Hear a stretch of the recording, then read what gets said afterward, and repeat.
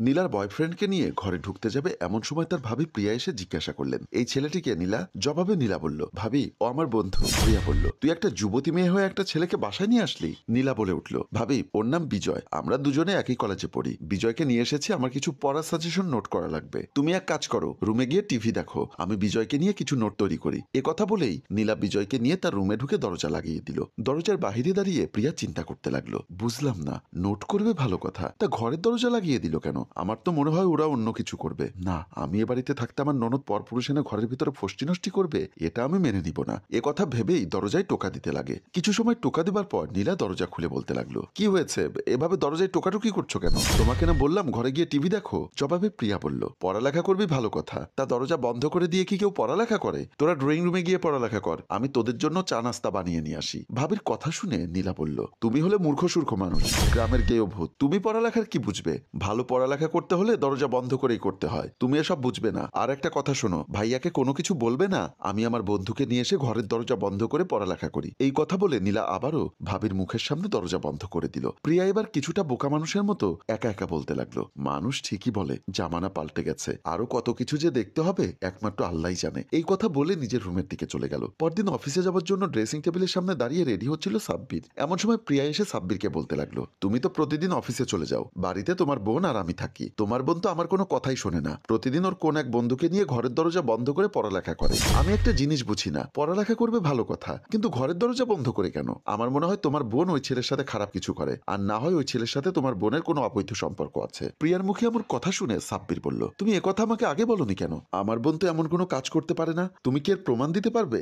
জবাবে প্রিয়া বলল, তোমার বোন বলে আমি গ্রামের গেয় ভূত, মূর্খ সূর্খ মানুষ, পড়ালেখার কিছুই জানি না, আর তুমি বলছো আমি তোমার বোনের নামে মিথ্যা কথা বলছি? তোমাকে প্রমাণ দিতে হবে? ঠিক আছে, তুমি অফিসে যাও, আজ যদি নীলা ওর বন্ধুকে নিয়ে আসে, ঘরে ঢোকার সাথে সাথে আমি তোমাকে ফোন দিব, তুমি অফিস থেকে তাড়াতাড়ি চলে এসো। বউয়ের মুখে এমন কথা শুনে সাব্বির বলল, ঠিক আছে, আমার অফিসে দেরি হয়ে যাচ্ছে, আমি বের হলাম। আজ যদি ওর বন্ধুকে নিয়ে বাসায় আসে, তুমি অবশ্যই আমাকে ফোন করবে। আমার জানতেই হবে আমার স্ত্রী মিথ্যা বলছে, না আমার বোন আমার বিশ্বাসের সরলতার সুযোগ নিয়ে কোনো খারাপ কাজের সাথে লিপ্ত হয়েছে। প্রতিদিনের মতো নীলা আজও বিজয়কে নিয়ে ঘরের দরজা লাগিয়ে দিল। প্রিয়া চুপি চুপি দরজার সামনে এসে বাইরে থেকে দরজায় সিটকানি লাগিয়ে দেয়। তারপর হাতে থাকা মোবাইল নিয়ে সাব্বিরকে ফোন করে সব ঘটনা খুলে বলে এবং ফোন কেটে দরজার সামনেই অপেক্ষা করতে থাকে। অনেক সময় পরে নীলা তার বয়ফ্রেন্ডের সাথে সময় কাটিয়ে ভেতর থেকে দরজা খোলার চেষ্টা করে, কিন্তু কোনো লাভ হলো না। দরজা তো বাইরে থেকে সিটকানি লাগানো। নীলা ও বিজয় বেশ কিছুটা অবাক হলো। দরজা খুলছে না দেখে তারা কিছুটা ভয় পেয়ে খাটের উপরে বসে আছে। আর এদিকে দরজার সামনে দাঁড়িয়ে পাইচারি করছে প্রিয়া। এর মাঝে সাব্বির এসে দরজার সিটকানি খুলে প্রিয়াকে নিয়ে ঘরের ভেতরে প্রবেশ করলেন। আর ভাই ভাবিকে রুমে প্রবেশ করতে দেখে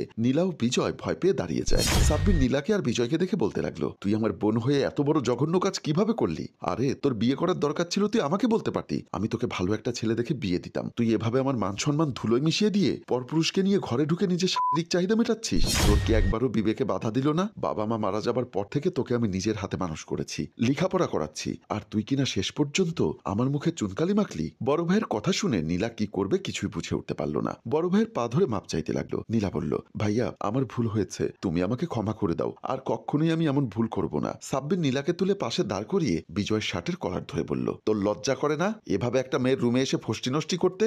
আমার বোনের জায়গায় যদি তোর বোন থাকতো তাহলে তুই কি পারতি এভাবে তার জীবনটা নষ্ট করতে? এবার বিজয় বলে উঠল, ভাইয়া আসলে আমরা দুজন দুজনকে ভালোবাসি, আপনারা যদি কোনো আপত্তি না করেন আমি আপনার বোনকে বিয়ে করতে চাই। পাশে দাঁড়িয়ে থাকা ভাবি বলে উঠল, যেহেতু ওরা দুজন দুজনকে ভালোবাসে আর একটা অঘটন ঘটিয়ে ফেলেছে, তুমি বিজয়ের পরিবারের সাথে কথা বলো এবং ওদের দুজনের বিয়ের ব্যবস্থা করো। বউয়ের কথা শুনে সাব্বির বলল, ঠিক আছে, যত তাড়াতাড়ি পারো তোমার বাবা মাকে বিয়ের প্রস্তাব নিয়ে আমাদের বাড়িতে পাঠাও। বিজয় ঠিক আছে বলে সেখান থেকে চলে গেল। বিজয় চলে যাবার সাথে সাথেই সাব্বির নীলার দুই গালে দুইটা চর বসিয়ে দিয়ে বলতে লাগলেন, আমি তোকে সুশিক্ষায় শিক্ষিত করার জন্য কলেজে ভর্তি করে দিয়েছিলাম, আর তুই সেই সুযোগে আমার মান সম্মান নিয়ে এভাবে খেলা করলি। আজ থেকে তোর ঘরের বাইরে যাওয়া বন্ধ।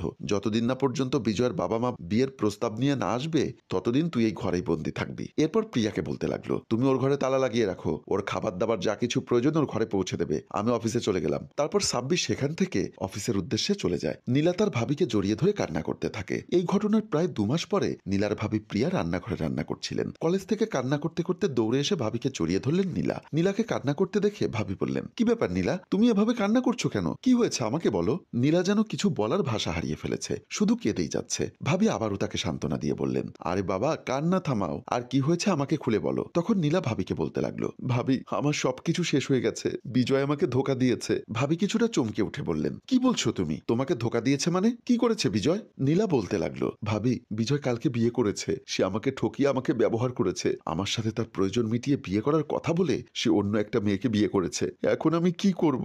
এই মুখ ভাইয়াকে কিভাবে দেখাবো? নীলার কথা শুনে ভাবির মাথায় যেন আকাশ ভেঙে পড়ল।